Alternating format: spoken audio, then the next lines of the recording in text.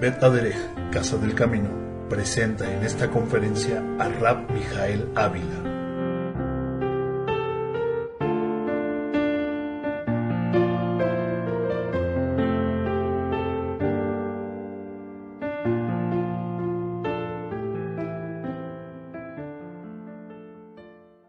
Shabbat Shalom, desde la sinagoga Bet Aderech en la ciudad de Cuernavaca, Morelos. Les saluda el rabino de Bet Aderech, Mijael Ávila. En este día, que es el día 25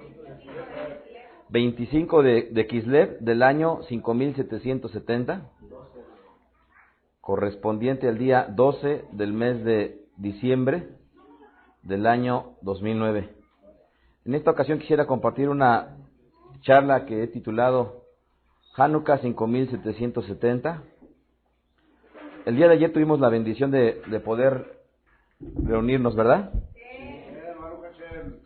Y Jacob ya aprendió mucho de Hanukkah. Pudimos el día de ayer tener una ronda de preguntas, ¿verdad? Yo creo que si les hubiéramos contado hubiera sido un número muy interesante de cuántas, ¿verdad? Sí, hubiera sido muy bueno. El día de ayer en la cena de Kabbalah Shabbat nos les pasamos realmente espléndido, muy rica la comida y todo lo que vivimos en realidad fue, creo que muy bonito. Siempre cuando nos salimos, que hacemos el recuento de la gente que falta, lo único que me atrevo yo a decir es, están los que tienen que estar. Baruch Hashem. Y como tal, el día de hoy están los que tienen que estar. Y en cada una de las sinagogas están quien tienen que estar. Y el día de hoy, pensando justamente en lo que vendría a ser la fiesta de Hanukkah, no dejo de pensar en aquella ocasión cuando compartí yo lo que vendrían a ser las primeras conferencias del rabino. No sé cuántos de ustedes las hayan escuchado, cuántas las tengan presentes. Y quisiera tocar un tema que es un poco, pues no sé, álgido, susceptible para alguna gente. Y está relacionado con lo que vendría a ser el concepto que se tiene de las Sagradas Escrituras en ciertos grupos religiosos. En los grupos protestantes, el concepto de la Biblia, uno de los más fundamentales es el de solo escritura. ¿Verdad? La solo escritura. Y esto básicamente porque era en contraposición de lo que vendría a ser el catolicismo romano, dado que el catolicismo romano estaba metiendo mucha tradición, y obviamente mucha de ella era una revoltura pagana de la tradición.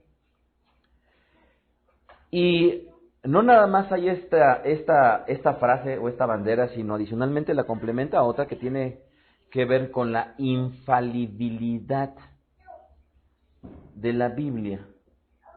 La infalibilidad de la Biblia, que es inerrable, infalible, y como tal, hay mucha gente que la defiende a capa y espada tal cual está escrita. Yo recuerdo hace algunos años que tuvimos la oportunidad de estar, si no mal recuerdo, estábamos en San Antonio, y íbamos caminando por la calle y nos topamos a una persona que le preguntamos que a dónde quedaba X lugar, y él muy amablemente nos dijo que estaba muy lejos y que se nos subiéramos al coche y que él nos llevaba.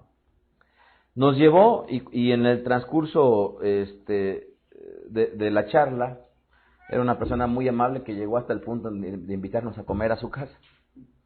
Y cuando llegamos recuerdo que era una familia muy religiosa, cristiana, y su suegro era un hombre que tocaba la Biblia, tocaba la guitarra, Y detrás de tocar la guitarra, esta persona decía que su sueño de él era alguna vez componer una canción, literalmente tal cual estaba escrita en la Biblia.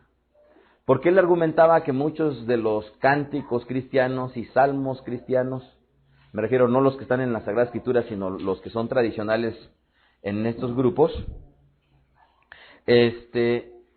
como tal, muchas veces al no rimar las frases de la Biblia, obviamente tomaban su sentido mas no la forma literal. De tal manera que cuando este hombre me dice que él quería alguna vez componer una canción, pero decía, yo la tengo que componer literalmente como está escrita. Y él con la idea de que esa literalidad de la cual estaba escrita era lo verdadero, lo genuino. Y sin embargo, detrás de ello, detrás de esa parte que era lo genuino, hay un entendimiento detrás de las Sagradas Escrituras en el cual, al no tener error, obviamente, se tomaría la Escritura tal cual, pero desde ahí comenzaría la gran problemática. Las Sagradas Escrituras, en el entendimiento de algunas religiones del libro al español o traducido a cualquier idioma, se pudiera establecer que efectivamente no tienen errores. ¿Se pudiera establecer? Por supuesto que en la propia traducción, al no ser el mismo idioma, existiría una pérdida, obviamente, de entendimiento, existiría un riesgo siempre por causa de que del hebreo, correspondiente al mal llamado Tanaj, al traducirlo al español, o de lo que vendría a ser el griego, del mal llamado Nuevo Testamento traducido al español, pues obviamente se perdería gran parte de la esencia. Hace poco una persona me decía, oye, mi mamá compró una Biblia preciosísima, grandísima, con muchas imágenes, bien bonita. Y me decía, ¿es buena leerla? Y la respuesta era, por favor, cerciórate que cuando la abras, cheques qué traducción es. ¿Por qué? Porque en otro círculo religioso, una de las Biblias que más venden, que es muy impresionante por su tamaño, por su forma y cómo está el forro y las imágenes que contiene, no sé por qué, pero han tomado una traducción que es una traducción del hebreo al latín y del griego al latín y del latín al español, ¿verdad? Y por ello yo le explicaba cuáles traducciones yo le recomendaba de acuerdo a su religión. Yo le decía, te puedes comprar de acuerdo a tu religión esta y esta y esta y esta y esta, que sería mi recomendación para que leyeras. Y entonces, volvería yo a preguntar, efectivamente la Biblia como la gente hoy en día aquí en México o en Latinoamérica la conoce, ¿no tiene falla? Definitivamente, o sea, aún involuntariamente la puede tener. ¿Estamos de acuerdo? Aún involuntariamente la puede tener. De tal manera que iría yo al siguiente punto. También hay dentro de estos paradigmas que se tienen la creencia de decir que solo la Biblia. Y la pregunta es, ¿efectivamente nosotros con solo la Biblia pudiéramos vivir en un sentido religioso como entienden la gente en un contexto latinoamericano? ¿Solamente con la Biblia pudiéramos nosotros regir nuestra vida? ¿Qué dice Rivka? Dice Rivka que no. A ver, otro valiente que diga. Fíjense bien, amados. Con la sola Biblia, regir nuestra vida, es una pregunta medio engañosa, pero a final de cuentas no deja de tener un motivo de reflexión. Y a lo que me refiero es de que si nosotros de alguna u otra manera quisiéramos regir nuestra vida con solamente la Biblia, pudiéramos llevarla a cabo.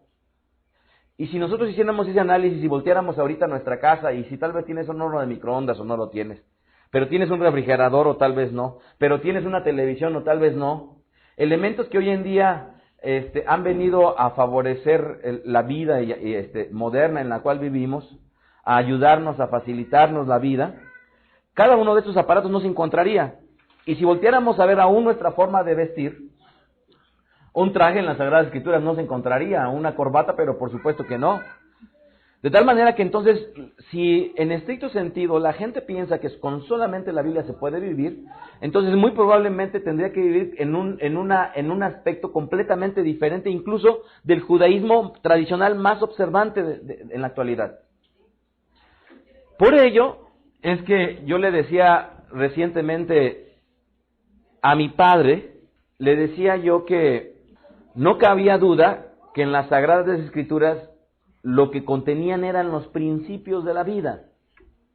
¿Sí estamos de acuerdo? ¿Qué contiene? Los principios de la vida. Y estos principios de la vida para la humanidad, el Eterno tiene a bien a nosotros entregárnoslas con mayor grado de detalle. ¿Verdad?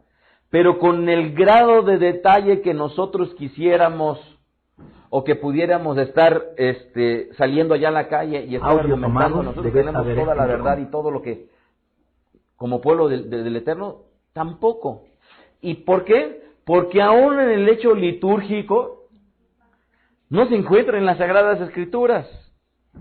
Y no me refiero a que no esté la liturgia en las Sagradas Escrituras, me refiero a que no esté el detalle en las Sagradas Escrituras.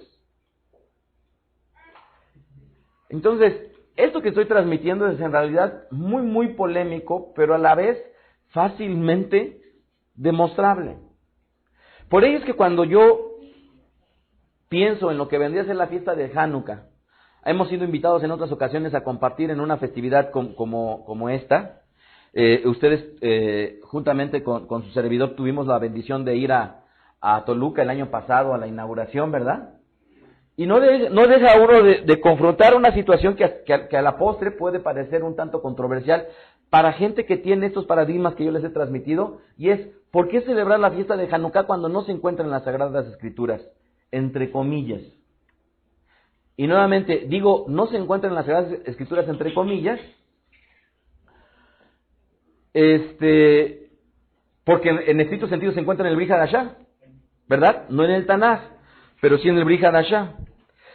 Y cuando yo compartí en la fiesta, la serie del Rabino, di algunos datos interesantes y previos a ellos quisiera yo comentarles lo siguiente. Entonces, cuando yo tuve la bendición de poder compartir la serie del Rabino, en uno de los comentarios saqué a colación de que en nuestro pueblo ha tipificado 613 mandamientos según los sabios de nuestro pueblo, los denominados Jajamim, ¿verdad? Que viene de la palabra Jajam, el sabio, y que viene a su vez de la palabra Josma, que es sabiduría. Entonces, los sabios de nuestro pueblo clasificaron a las Sagradas Escrituras en 613 mandamientos. Y se enseña en la tradición de nuestro pueblo que a esos 613 mandamientos se han añadido ¿cuántos mandamientos? 7 mandamientos se han añadido por los sabios. ¿Qué es lo que enseña la tradición hebrea? De estos 7 mandamientos que según la tradición hebrea se han añadido, uno de ellos es el Alel. ¿Qué es el Alel?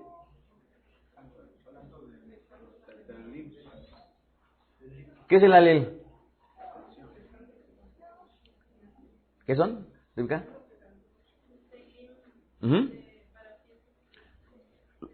Así es, los Teilim para las Shalosh Regalim, que serían las fiestas de ascensión, las 3 fiestas importantes, que incluyen lo que vendría a ser Pesach, Shavuot y Sukkot, y que el Alel también se canta a los 8 días de la fiesta de Hanukkah. Entonces, dentro de los 7 preceptos, uno de ellos es el Alel, pero analicémoslo.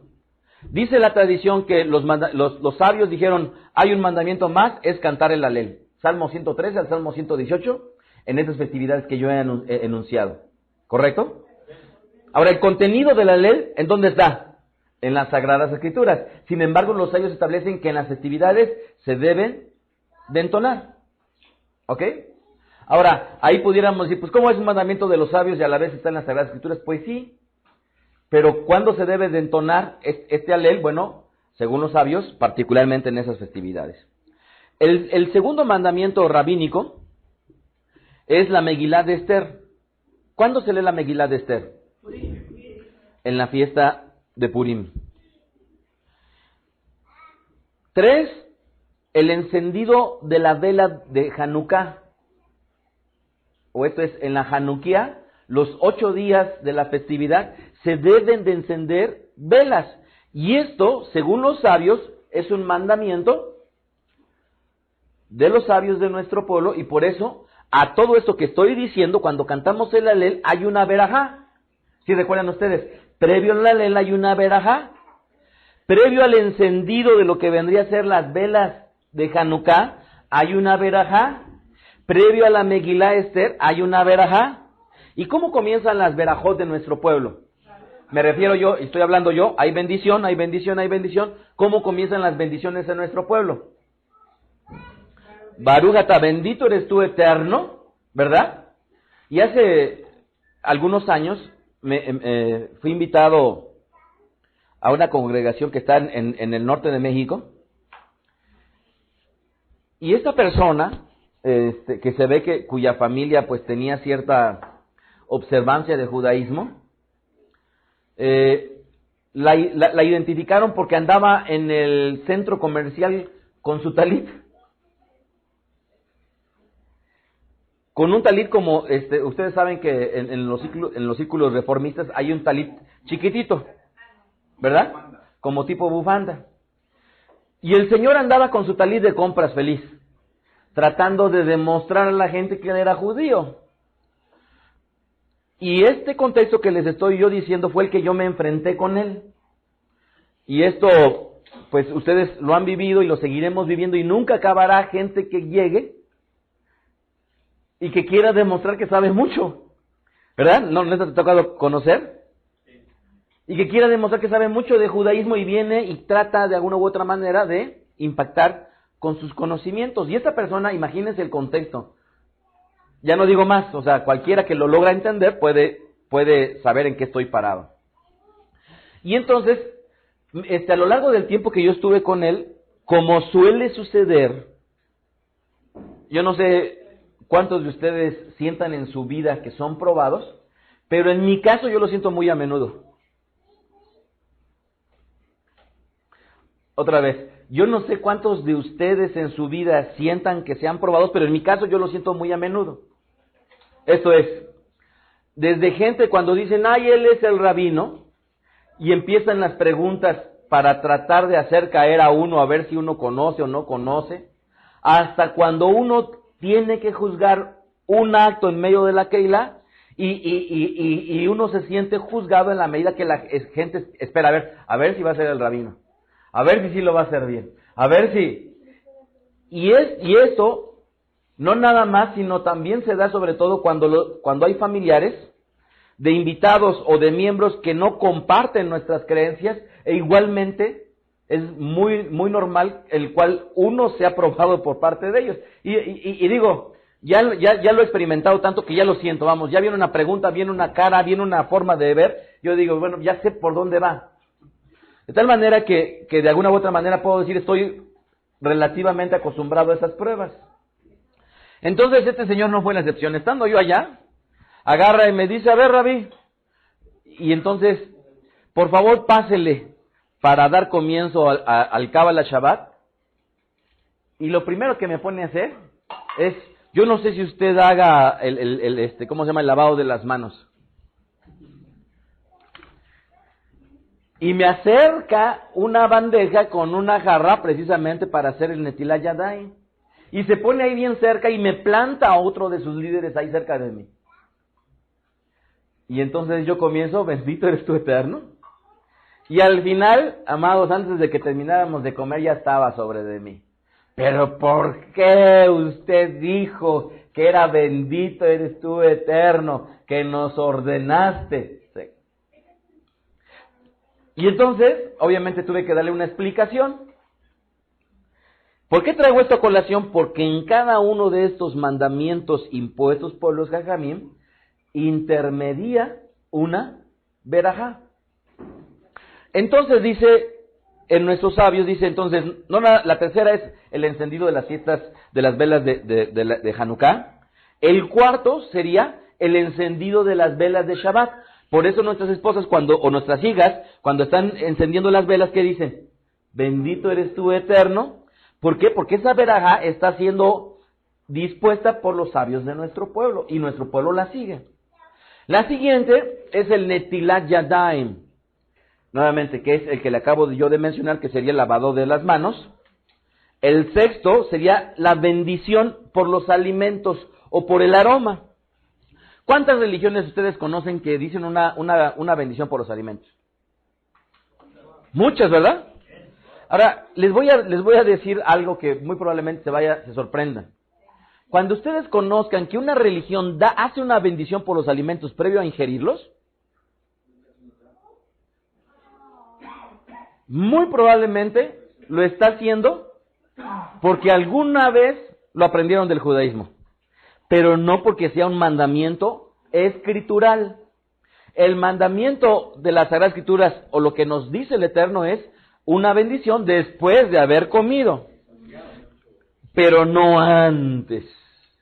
¿Correcto? Entonces, muchas religiones que siguen la costumbre de bendecir previo a los alimentos, en estricto sentido, este es un mandamiento rabínico. De tal manera que casi todas las religiones siguen mandamientos rabínicos y no se han dado cuenta. 7. El eruv para transportar en Shabbat de un dominio privado a otro. Y es ¿cómo se llama? Una delimitación que se hace para las cosas en Shabbat. Entonces, en estricto sentido, ¿cuántos mandamientos serían?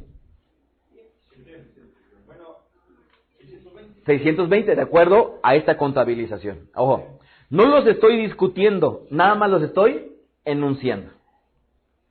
Cuando comencé yo a compartir la serie del rabino, lo primero que tuve yo que reflexionar es, punto número 1, hay varios dichos que las religiones les cuesta mucho trabajo entender, y uno fundamental es, no llames, ¿qué? Maestro a nadie, o no, ¿sí? Porque uno solamente es su maestro. Pero juntamente con él viene, no llames padre a nadie, ¿correcto? Ahora, esto me fui a detalle a tratar de explicarlo tanto desde el punto de vista del Brit Hadashah como del punto de vista del Talmud. Y ahí está en la serie de conferencias para que ustedes las adquieran. Sin embargo, omitiendo esta parte controversial de este tema, cuando hablamos de lo que vendría a ser la figura del rabino, les pregunto yo, ¿hay un mandamiento escritural en el Tanaj al respecto?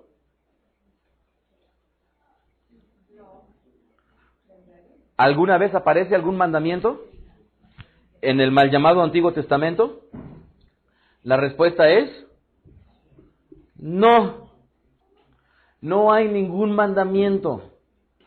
Ahora, si fuéramos muy puristas y dijéramos la sola Biblia, porque quiero dejar muy claro en esto. Los mandamientos se encuentran en la Torá, no en el Brit Hadashah. ¿Lo entienden eso? Los mandamientos se encuentran en la Torá, no en el Brit Hadashah. El Brit Hadashah, el pacto renovado, es la demostración de cómo se viven esos mandamientos, mas no son los mandamientos. Cualquiera que crea las traducciones cuando dice un mandamiento nuevo les doy, la noticia es que ni siquiera es nuevo, porque el mandamiento de amar al prójimo ya estaba desde el Tanaj. Y cualquiera que lo crea, obviamente detrás de ello pues le hace falta comprender un poquito más del mal llamado Antiguo Testamento. Pa' pronto, en Beraderech, creemos que no hay mandamiento en el Brit Hadashah. Ese Shared Abraham, apúntatelo por favor porque no lo puse. Lo di a entender, pero a ver si lo charlamos. Los mandamientos están en la Torá, en los primeros 5 libros. Y por eso es nuestra base. Y año con año los leemos, los volvemos a leer, los volvemos a leer, los volvemos a leer, los volvemos a leer. Y la razón es porque ahí se encuentran los principios de la vida, de la humanidad. Y, bendito el Eterno, el detalle para nosotros que somos hijos. Aleluya. Por ello, amados, cuando estamos comentando al respecto de situaciones como si nosotros podemos vivir solamente con la Biblia, la respuesta es, pues pudiera ser. Pero así como estamos, definitivamente estamos muy lejos. en un sentido de que la Biblia convalida absolutamente todo lo que nosotros hacemos. ¿Correcto? Sí, porque aún en nuestra casa ni siquiera una taza de baño tendría que estar. Es más, estaría de por medio el hecho de que te salgas fuera del campamento a ir a hacer tus necesidades. Con tu estaca, exactamente. Ok, yéndonos hasta ese grado, ¿cómo se llama? Tal vez un tanto... sí, literal. Entonces, ya hablamos de que con la sola Biblia no porque esté mal, sino porque es imposible que la Biblia tenga absolutamente todo de nosotros para vivir. ¿Verdad, Miri? Váyase quitando sus medias. Ahora, si hablamos en el caso de aquellas cosas que nuestro pueblo sigue, llamándose mandamientos de hombre, como estos que acabo yo de mencionar, la noticia para aquellos que no escucharon las conferencias del rabino es que imaginémonos que yo soy un hombre que les estoy escribiendo a mis hijos mis recomendaciones y su cuidado, ¿correcto? Pero como soy un hombre que he sido, ¿cómo se llama?, aborrecedor de lo que es la televisión, porque es un aparato tan malo.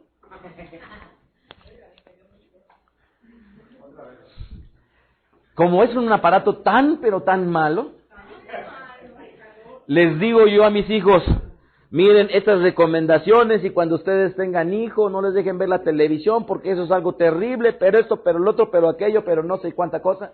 Y al final del escrito les digo, pero acuérdense de las conferencias que están grabadas en video, no se olviden de verlas en la televisión. ¿Qué estoy escribiendo? Lo mismo que yo estoy escribiendo, estoy convalidando el uso de la televisión porque lo estoy yo diciendo. ¿Estamos de acuerdo o no? ¿Sí o no?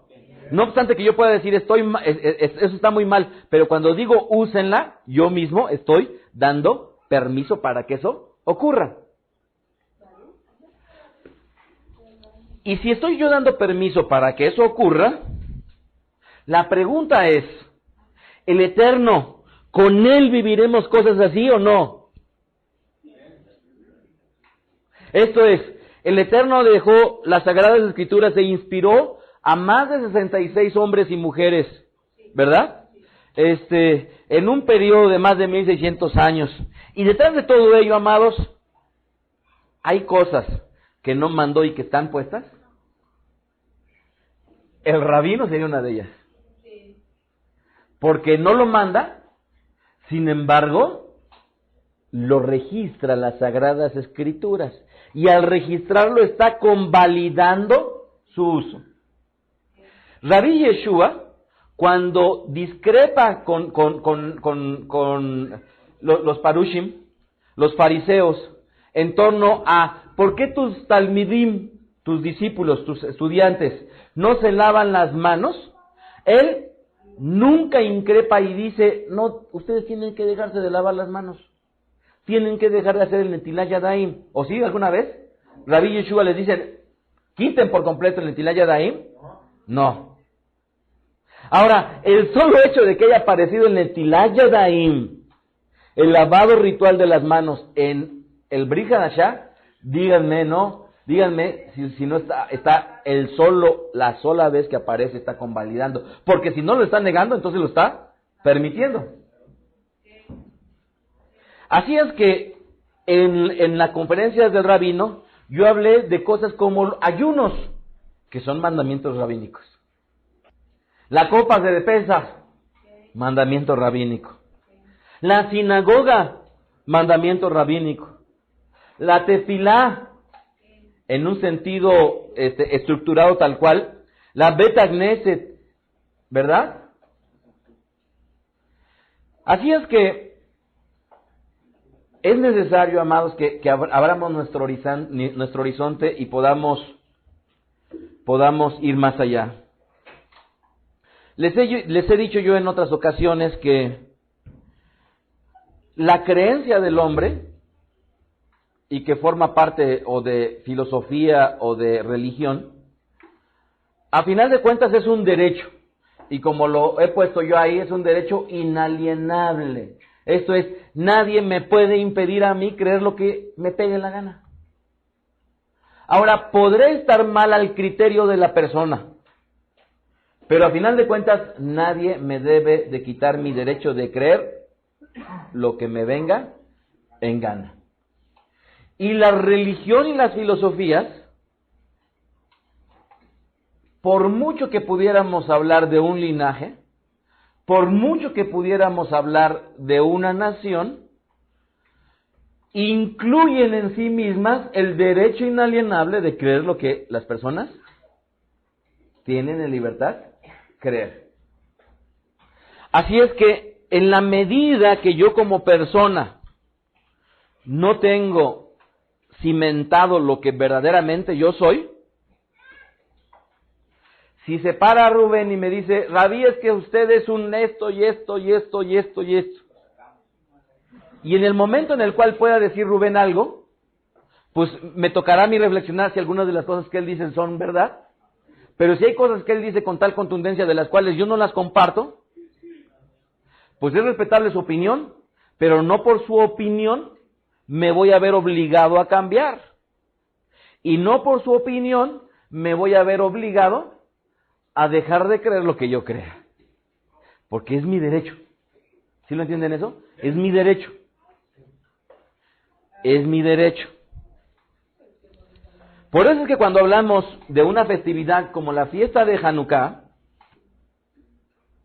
y la gente puede increpar, no se encuentra en las Sagradas Escrituras el solo hecho de que aparezca en el libro de Yohanan, ¿verdad? Capítulo 10, versos 22 y 23. Eso, lo único que nos habla es que en el solo hecho de que Rabí Yeshua haya ido a la festividad de la dedicación, sin que nunca en el Brit Hadashah se haya prohibido, amados, la noticia es que todo pareciera ser que con esa sola aparición convalida la festividad. Y y si hablamos de las festividades más reconocidas de nuestro pueblo, y ya nada más para redondear, la fiesta de Purim, que sería otra de las discutidas, ¿qué decir que la festividad se encuentra dentro del canon del Tanaj, dentro del canon del llamado Antiguo Testamento? Y el solo hecho de que aparezca, ¿en qué libro? En el libro de Esther, dentro del canon de lo que se considera la Torah, los Nevim y los Ketubim, amados, el solo hecho de que aparezca convalida, ¿verdad?, la existencia de ello. Cada cosa, amados, tiene su importancia y su trascendencia. Cada cosa. ¿Estamos de acuerdo? Cada cosa. Yo reflexionaba, fíjense bien, cuando en esta perashá leímos nosotros que viene, que Yosef es tomado por sus hermanos, ¿verdad? Y lo iban a asesinar. Y Rubén sale en defensa de él, según lo hemos leído en esta mañana.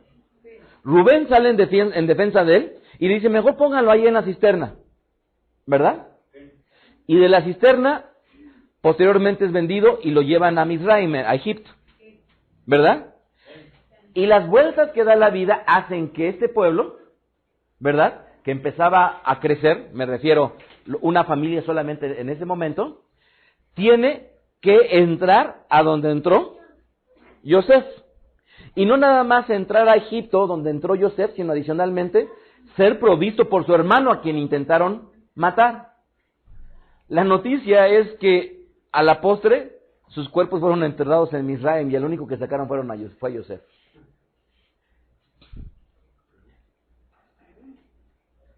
Otra vez, la noticia es que aquellos que intentaron matarlo fueron al pueblo que simboliza la esclavitud para nosotros, y al morir sacan los restos de Yosef. Y Yosef no se queda ahí. Ahora, ¿cuál es la diferencia entre la práctica que tenemos en Veda Derech contra otras religiones? Básicamente una convicción, amados. Hay mandamientos de no hacer, lótase, de los cuales, por conocerlos y por creer en Akadosh Baruj Hu, ya llevan consigo una consecuencia. hay mandamientos de hacer, de los cuales el hecho de no hacerlos no llevan consecuencia, pero conllevan en sí mismo una bendición. ¿Estamos de acuerdo? Nuevamente, ¿qué importaría el hecho de aparentar ante la gente que somos los más religiosos de los religiosos en medio de Beda Derech, cuando detrás de ello el resultado de la vida es lo que tendría que demostrar la efectividad de nuestros hechos? No hay otra cosa. No hay otra cosa. El hecho de venir o no venir, ¿qué implica? Están parados ante lo anterior, pero detrás de ello, a final de cuentas, más allá que lo que pueda decir cualquier persona, la efectividad en su vida es lo que demostrará la eficacia o no de las Sagradas Escrituras para él o para ella. Para él o para ella. Y esta festividad, amados, es muy interesante porque lo que nos habla es justamente de una intolerancia. ¿Ustedes han visto a personas intolerantes?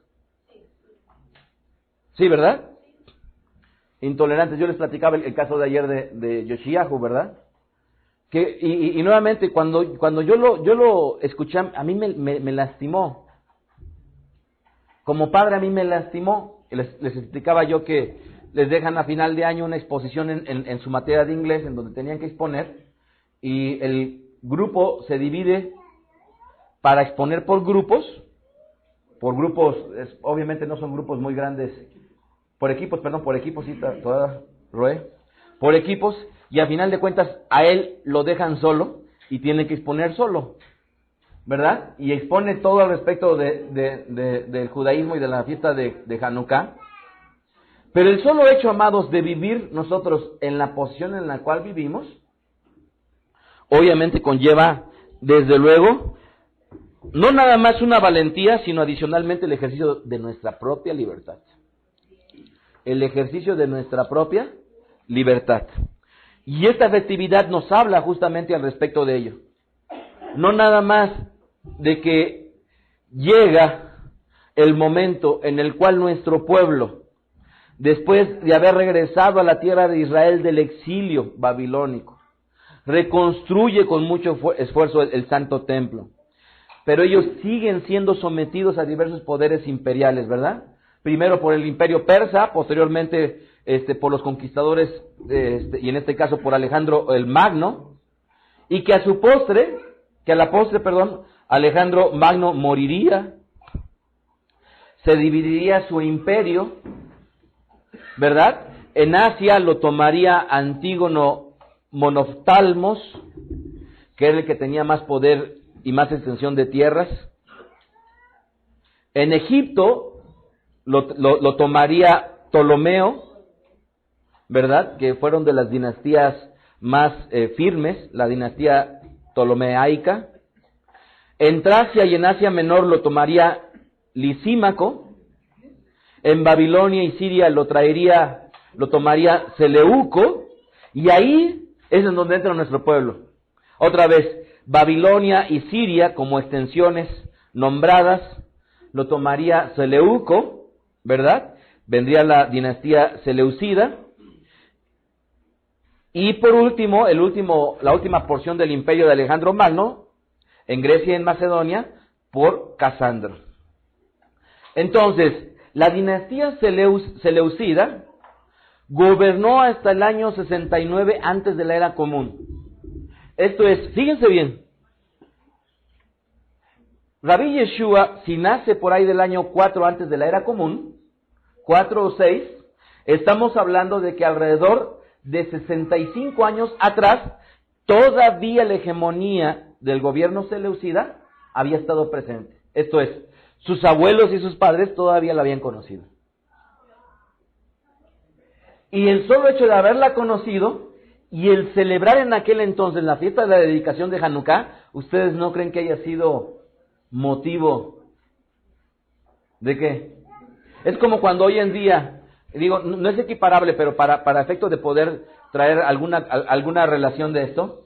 ¿Cuántos de ustedes les tocó vivir en un episodio tan dramático como el terremoto en México en el 85, verdad? Y que cuando uno empieza a platicarlo al respecto de ello, o ve las escenas en la televisión, díganme, ¿cuánto te pudo haber platicado, Nerilla, tu mamá, de eso?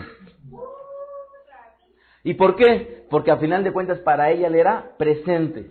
Ahora imaginémonos que cuando Rabí Yeshua está, y él va a celebrar la fiesta de Hanukkah, amados, sus abuelos, sus padres, sus tíos, sus conocidos, eran gente que todavía tenían esa charla de un imperio tan poderoso que había llegado justamente hasta cercano a sus días.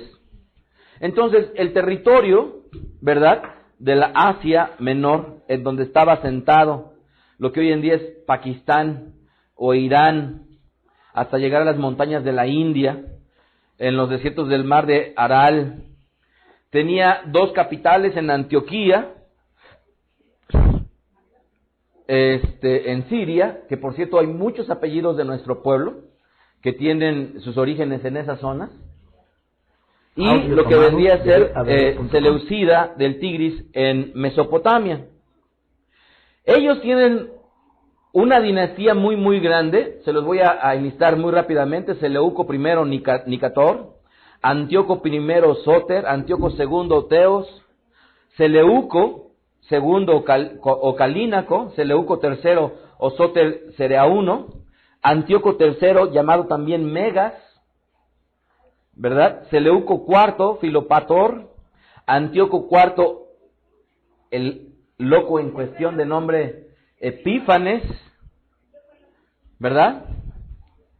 De ahí viene también la palabra epifanía. Antíoco V Eupator, Demetrio I Soter, Alejandro Balás, Demetrio II Nicanor, Antíoco VI Dionisio, Antíoco VII Ebegertes, Demetrio II Nicator. Entonces, este imperio, amados, en estricto sentido se compone a partir de la herencia que deja a sus comandantes Alejandro el Magno. La historia, pues, ¿qué decir?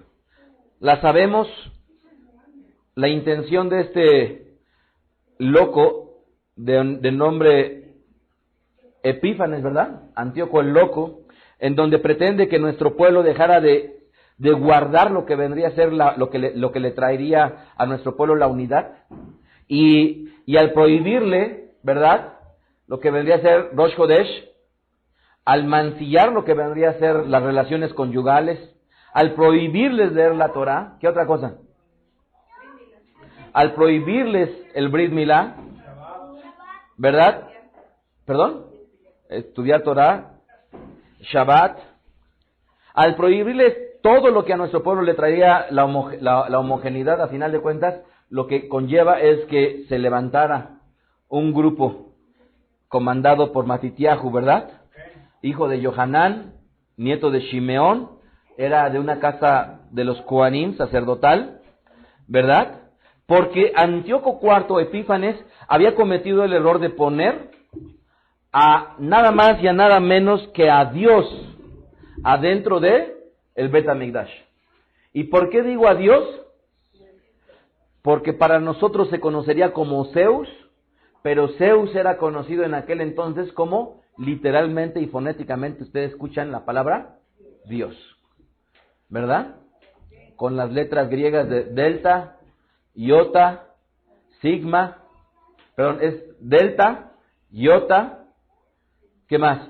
D, I, omicron y sigma, ¿verdad? Que serían las letras que compondría a la palabra Dios, y dicho sea de paso, tal cual se encuentra la palabra Dios escrita en el griego del Brit Hadashah, aludiendo justamente a Júpiter o a Zeus, ¿verdad? Que es el mismo, y detrás de ello es una de las razones por las cuales nosotros no mencionamos la palabra Dios para denotar al Eterno, al Creador, ¿verdad? Aunque nuestro pueblo, aún el más observante, sí lo emplea sin ningún menoscabo, ¿verdad?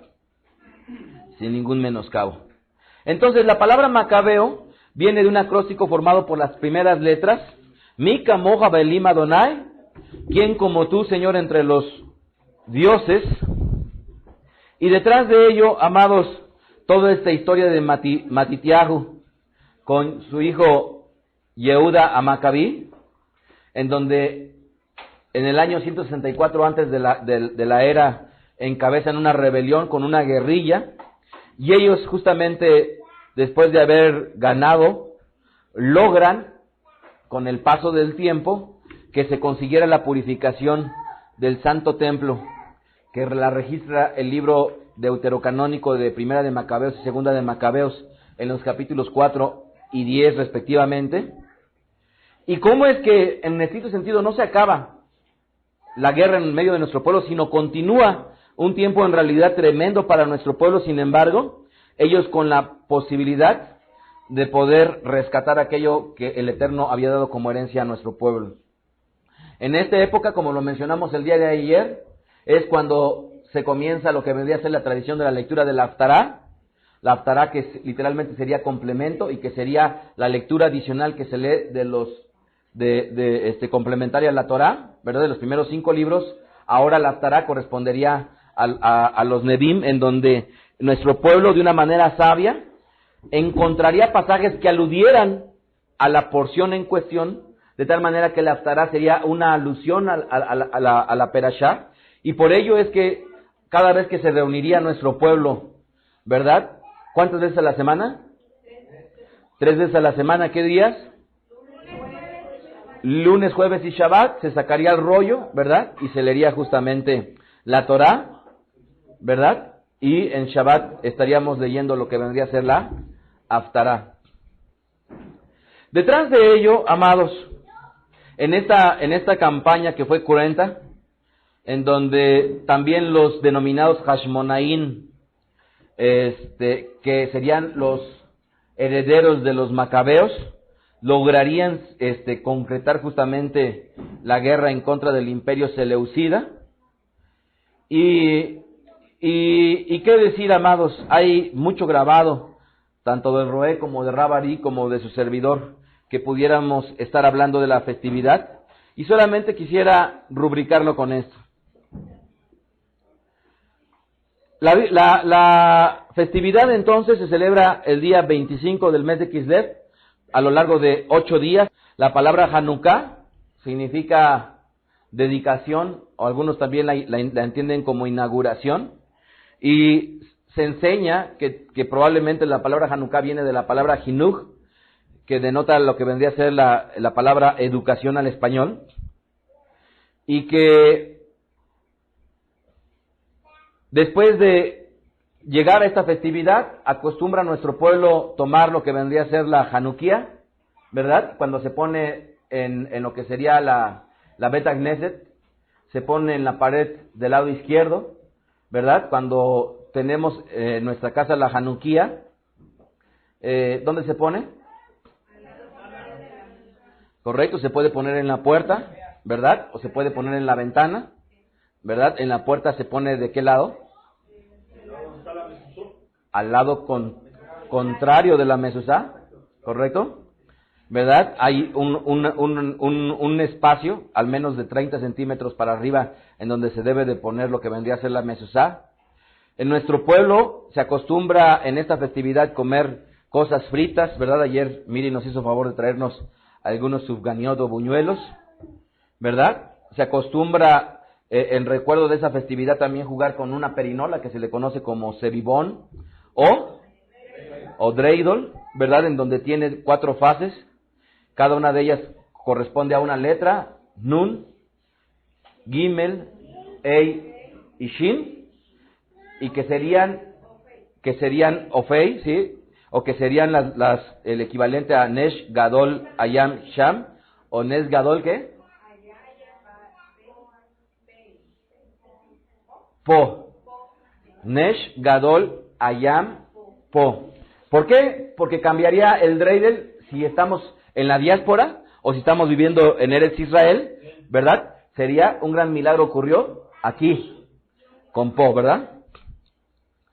Y entonces acostumbra en esta festividad y de una manera relativamente moderna, nuestro pueblo que sea festivo, ¿verdad? Que se le tenga a nuestros hijos presentes, y ya dependería mucho las costumbres comunitarias de lo que se enseña para la celebración de la festividad. A grandes rasgos, amados, yo creo que este derecho de la libre creencia también tiene mucho que ver con el respeto a las personas. Y yo creo que sería la reflexión que yo quisiera dejarles. ¿Cuántas veces en la escuela, en la casa, en la sinagoga, tenemos ocasiones de que las personas no coinciden a final de cuentas con lo que creemos? Son muchas. Y he puesto yo como ejemplo en otras ocasiones, basta ver una familia de 5 o 6 hermanos que mientras están los padres y viven bajo el amparo de ellos, no hay ningún problema. Pero se empiezan a casar los hermanos, tienen cada uno de ellos sus respectivos cónyuges, y ya comenzó el problema, porque ya de las 6 familias se multiplican por 12, y de los 12 ahora ya tienen la influencia a su vez de su cónyuge, que conlleva como consecuencia la separación de la familia. Por ello, amados, es de que si nosotros habláramos de cuestiones políticas, díganme si no hay cuestiones controversiales, y que ya apareció Juanito, y que Iztapalapa, o que apareció AMLO, o que apareció el PAN, y que el PRD, y que... ¿Cuánto pudiéramos estar entrando en controversia? Si hablábamos en estricto sentido, en términos religiosos, amados, el judaísmo se siente orgulloso de algo que yo no comparto.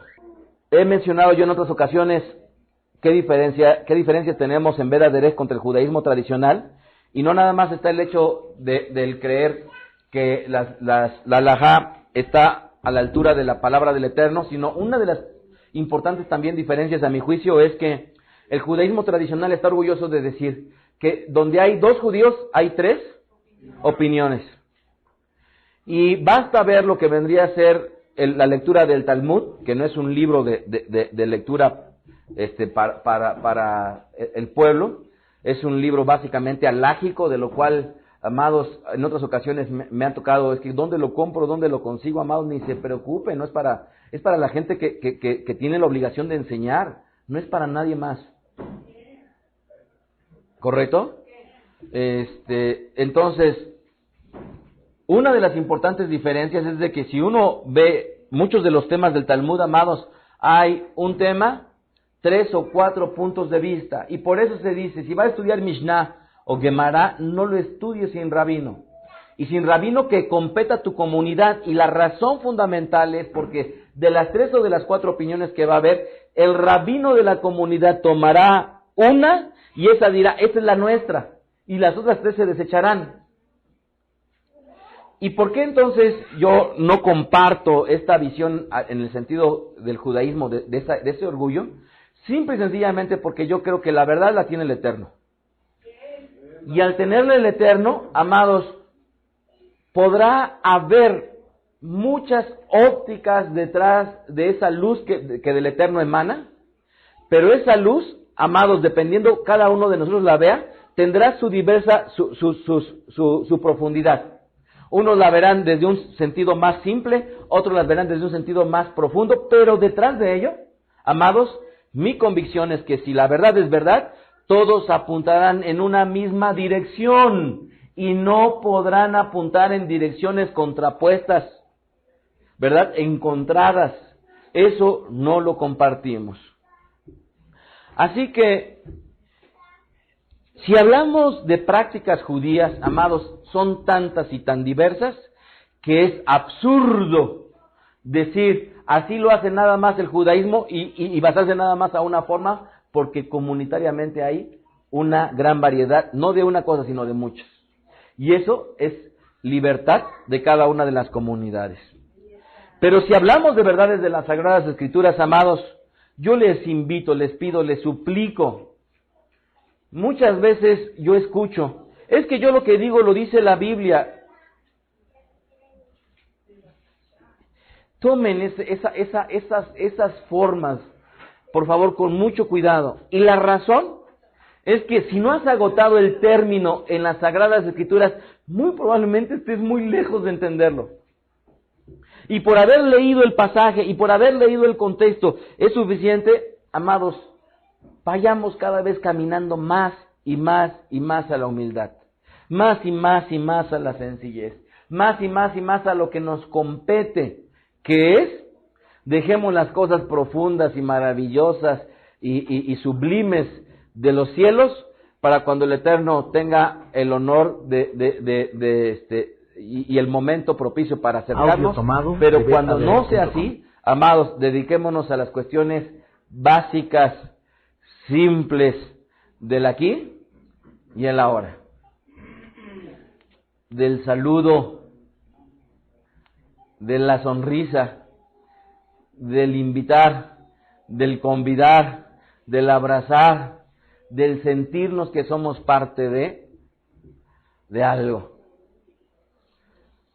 Así es que ruego al Eterno que me sobrepasen en felicidad, porque en amor ya no hay forma de que yo les gane, ya me ganó el Roe. Se despide el rabino Mijael Ávila de Bet Haderech, deseándoles Hanukkah Sameach. Escuchaste a Rab Mijael Ávila. Para conocer más de sus conferencias, visita la página bethaderech.com. Síguenos en las redes sociales, YouTube, Facebook, Twitter. Búscanos como Mijael Ávila. Si deseas adquirir alguna conferencia o estudio particular, escríbenos al correo mijael@bethaderech.com. Shalom Alejem.